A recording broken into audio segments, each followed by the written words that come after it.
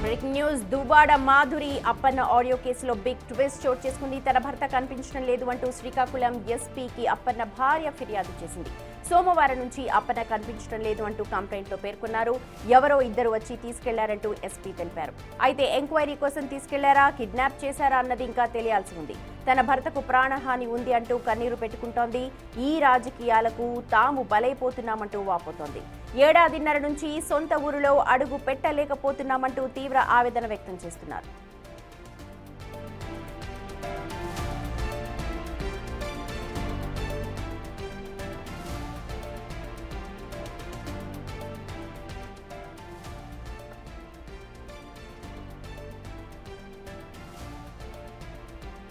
Duvvada Madhuri Appanna audio కేసులో ఇప్పుడు ఒక బిగ్ ట్విస్ట్ చోటు చేసుకుంటోంది. తన భర్త కనిపించడం లేదు అని అంటూ శ్రీకాకుళం ఎస్పీకి అప్పన్న భార్య ఇప్పుడు ఫిర్యాదు చేస్తోంది. సోమవారం నుంచి తన భార్య కనిపించడం లేదు అంటూ అప్పన్న భార్య పోలీస్ స్టేషన్లో కంప్లైంట్ చేసింది. అయితే ఎవరో ఒక ఇద్దరు మనుషులు వచ్చి తనని తీసుకువెళ్లారు అని అంటున్నారు. అసలు ఎంక్వైరీ కోసం తీసుకెళ్లారా, కిడ్నాప్ చేశారా అన్నది కూడా ఇంకా తెలియాల్సి ఉంది అంటూ భార్య డిమాండ్ చేస్తోంది. తన భర్తకు ప్రాణహాని ఉంది అని అంటూ ఇప్పటికే అప్పన్న భార్య కన్నీరు మున్నీరుగా విలపిస్తోంది. ఈ రాజకీయాలకు తామందరం బలైపోతున్నామంటూ వాపోతోంది. అయితే ఏడాదిన్నర నుంచి కూడా తమ సొంత ఊరికి వెళ్లలేకపోతున్నామంటూ తీవ్ర ఆవేదన వ్యక్తం చేస్తోంది అప్పన్న భార్య.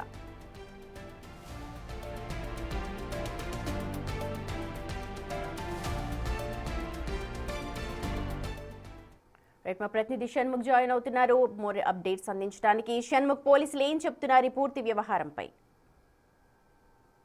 చూసుకున్నట్టయితే అప్పన్న ఎవరైతే ఉన్నారో దువ్వాడ మాధురికి ఇన్ఫర్మేషన్ ఇచ్చినటువంటి ఆడియో కాల్ 3 రోజుల క్రితం సంచలనంగా మారింది. ఆ ఆడియో కాల్ లో మాట్లాడినటువంటి అప్పన్న ఎవరైతే ఉన్నారో ఆయన కిడ్నాప్ అయ్యారు, ఆయన కనిపించడం లేదు, సోమవారం నుంచి కనిపించడం లేదు అని చెప్పి అతని భార్య ఎస్పీ ఆఫీస్కి వచ్చి కంప్లైంట్ చేశారు. అయితే ఎస్పీ కూడా దీనిపైన విచారణ చేస్తాం, ఆ విషయాలు ఏంటనేది క్లియర్ గా తెలుసుకొని మీకు ఆయన సమాచారం అందిస్తామని చెప్పినటువంటి పరిస్థితి ఇక్కడ కనిపిస్తుంది. అయితే ఓవరాల్ గా మనం చూసుకున్నట్టయితే 4 రోజుల క్రితం దువ్వాడ శ్రీనివాస్ పైన దాడి జరుగుతుంది, ధర్మాన కృష్ణదాస్ దాడి చేయించేటటువంటి ప్రయత్నం చేస్తున్నారని చెప్పి అప్పన్న అనే వ్యక్తి ఎవరైతే ఉన్నారో, దువ్వాడ శ్రీనివాస్ అనుచరుడుగా ఉన్నటువంటి అప్పన్న అనే వ్యక్తి ఎవరైతే ఉన్నారో ఆయన మాధురికి ఫోన్ చేశారు. ఆ ఆడియో ఒక్కసారిగా మీడియాలో సంచలనంగా మారింది. అసలు శ్రీకాకుళం రాజకీయాలను కుదిపేసినటువంటి పరిస్థితి. దీంతో ఆయన ఇన్ఫర్మేషన్ ఇచ్చిన తరువాత ఆయన కనిపించడం లేదు అనేది ఇప్పుడు మరో సంచలనంగా మారింది. ఎందుకంటే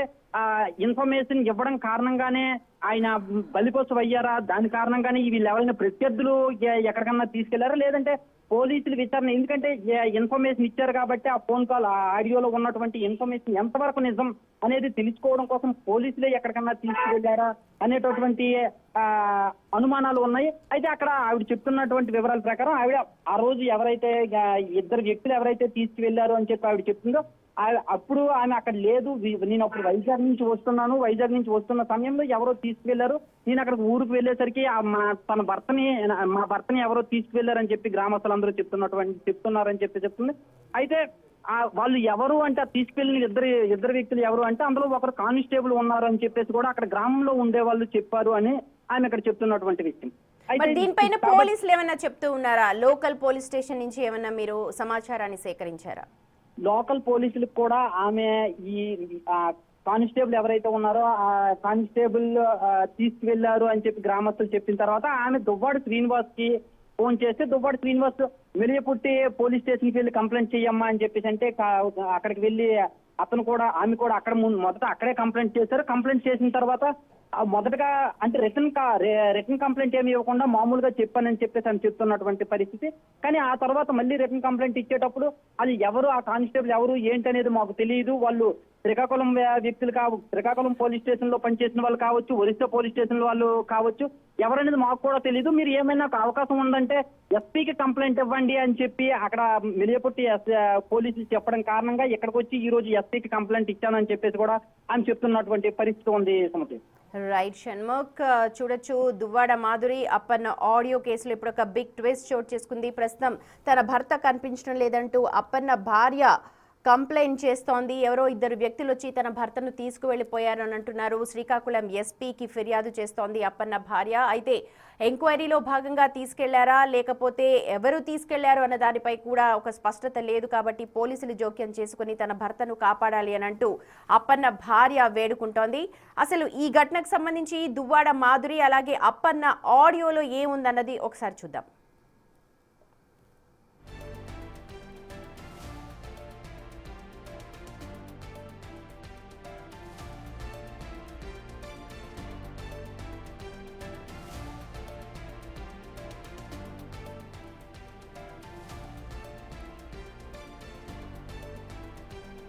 రైట్, ఆడియోని ఒకసారి మనం వినే ముందు ఈ దువ్వాడ మాధురి అలాగే అప్పన్న వ్యవహారంలో అయితే ప్రస్తుతం అప్పన్న భార్య పోలీసులను ఆశ్రయించింది. శ్రీకాకుళం ఎస్పీని ఆశ్రయించింది. తన భర్తను ఎవరో ఇద్దరు వ్యక్తులు వచ్చి తీసుకువెళ్లారు. వాళ్ళు పోలీసులా లేకపోతే ఇంకా ఎవరు అన్న దానిపైన ఒక క్లారిటీ లేదు. కాబట్టి పోలీసులు తన భర్తకు రక్షణ కల్పించాలని కోరుతోంది. ఇప్పటికే సంవత్సరంన్నర నుంచి తాము సొంత ఊరికి వెళ్ళలేకపోతున్నాము ఈ రాజకీయాల వల్ల.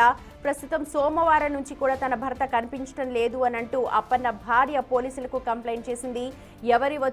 తాను తన భర్తను తీసుకెళ్లేటప్పుడు అక్కడ లేనని, గ్రామస్తులందరూ కూడా ఎవరో ఇద్దరు వ్యక్తులు, ఒకరు యూనిఫామ్ లో ఉన్నారు, పోలీస్ యూనిఫామ్ లో కానిస్టేబుల్ లాగా కనిపిస్తూ ఉన్నాడు, అతను వచ్చి తీసుకెళ్లాడు అని చెప్పి గ్రామస్తులందరూ కూడా అప్పన్న భార్యకు చెప్తూ ఉన్నారు. సో తన భర్తకి ప్రాణహాని ఉంది కాబట్టి అసలు ఎవరు తన భర్తను తీసుకెళ్లారన్న దానిపై ఫిర్యాదు చేయడానికంటూ శ్రీకాకుళం పోలీస్ స్టేషన్కి వెళ్ళింది అప్పన్న భార్య. అసలు దువ్వాడ మాధురి అప్పన్నకు సంబంధించిన ఆడియోలో ఏముంది, ఏం మాట్లాడారు అన్నది ఒకసారి మనం కూడా విందాం. అమ్మా నమస్కారం. అప్పన్న నమస్తే, ఎక్కడున్నావు? అమ్మా నేను పాతపట్నం వచ్చానమ్మా నిన్ననే. పక్కన ఎవరు లేరు కదా? లేరు. అదే సార్ విజయవాడ ఆగాను సార్, కాఫీ దగ్గర. ఏంటి అప్పన్న ఇందాక ఫోన్ అది ఏంటి నాకు అర్థం కలగదు, ఒకసారి నాకు చెప్పు క్లారిటీగా. అమ్మా నిన్న నేను దోసం దగ్గరికి వెళ్ళానమ్మా. దోసం దగ్గరికి వెళ్తే ఏట్రా మీ వాడు రెచ్చిపోతున్నాడు, మరి ఇలాగ ఉండదురా, మరి ఇక్కడ నర్సనపేట దాటి వెళ్ళలేడు, ఈయన పైలు వెళ్ళిపోవాలి కానీ మేము అందరం కూడేస్తాంరా అనేసి అన్నాడు. అయితే మరి నేనేం చేస్తానన్నా అనేసాను నేను. అనేసిన తర్వాత అక్కడ ఓ ఎంపీపీ, పోలాక్ ఎంపీపీ, ఆయన ముద్దాడ బైరగి నాయుడు, ఆరంగి మురళి ఏదైనా ఇడము అని చెప్తున్నారు. కొడతారు అంటే మరి రేట్ లేదమ్మా, కొడతారు అని ప్లాన్ చేస్తున్నారు బాగా. మొన్న గతసారి ఒకలాగా ఉండేది, ఇప్పుడు ఒకలాగా ఉంది. అయితే నేను అన్నాను ఏంటి అన్నయ్య ఇప్పుడు కరెక్ట్ కాదు, ఈ రోజు గొడవ వచ్చింది తిలక్ బ్యాచ్ వాళ్ళే కదా అన్నాను నేను. అంటే అదే నీకు తెలుసారా అనేసాడు. అయిన తర్వాత సరేలే మనం ఊరుకుందాం, సార్కి ఒక జాగ్రత్తగా ఉండమన్నా చెప్తామా నేను ఇందాక ఫోన్ చేసి చెప్పాను. ఈ ఇన్ఫర్మేషన్ అయితే పక్క కొట్టడానికి అయితే ప్లాన్ చేస్తున్నారు, ఇదైతే పక్క ప్లాన్ చేస్తున్నారు. తర్వాత ఇంకొక విషయం కూడా నాకు 2:30 తర్వాత నిమ్మాయి నుంచి మా ఊరు నుంచి మళ్ళా ఒక న్యూస్ వచ్చింది. ఎలాగైనా శ్రీనికి నిమ్మాడ్ జంక్షన్ లో కొట్టడానికి ప్లాన్ చేస్తున్నారు. ఓకే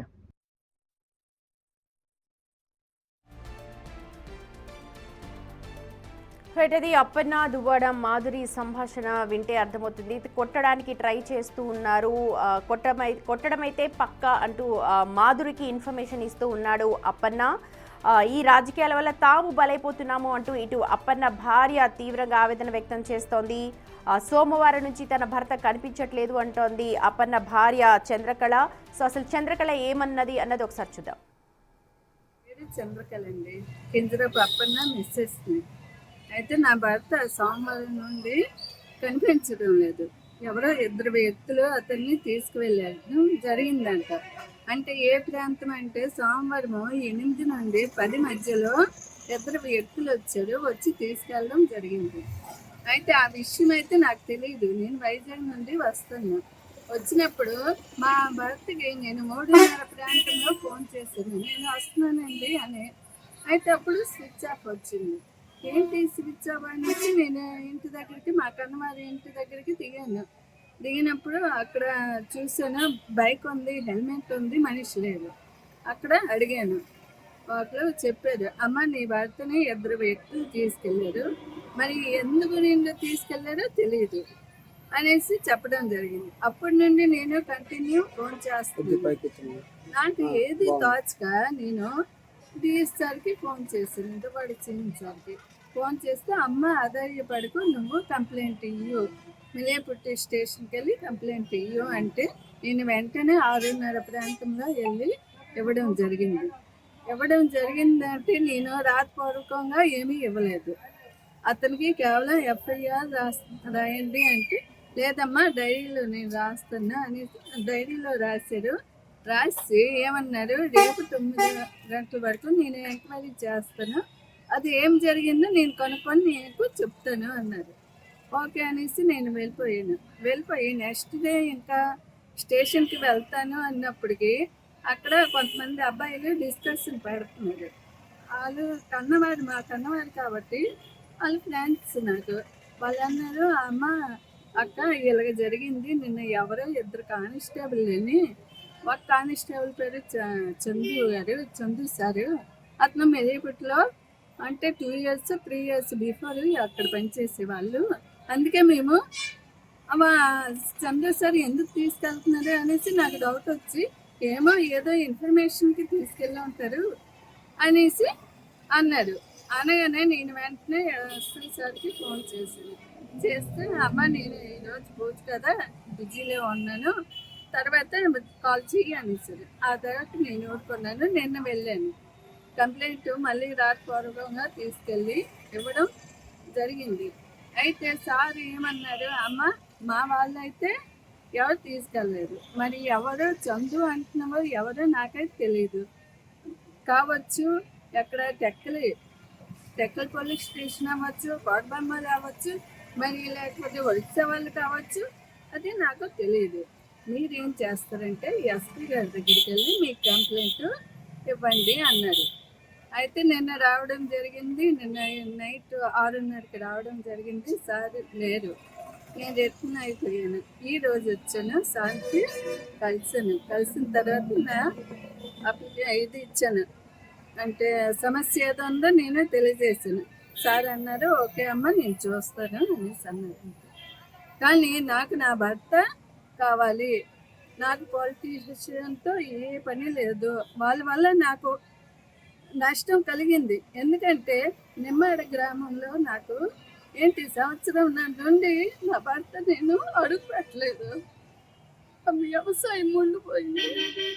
వ్యవసాయం 15 ఎకరాలు అలాగే సాగు చేయకుండా ఉండిపోయింది. తర్వాత మా అత్తయ్యకి పెన్షన్ తీస్తారు, మా వ్యవసాయం కడుపు తీస్తారు. నెక్స్ట్ మా తోటలో అందరూ కూడా బయటకు వెళ్ళి బతుకుతున్నారు పని చేసుకుని. మేము మా అన్ని దగ్గరికి వెళ్ళిపోయాము, డబ్బులకి ఒరిస్సా వెళ్ళిపోయాము. ఇప్పుడు కూడా వాళ్ళు మాకు కొంచెం లేదు.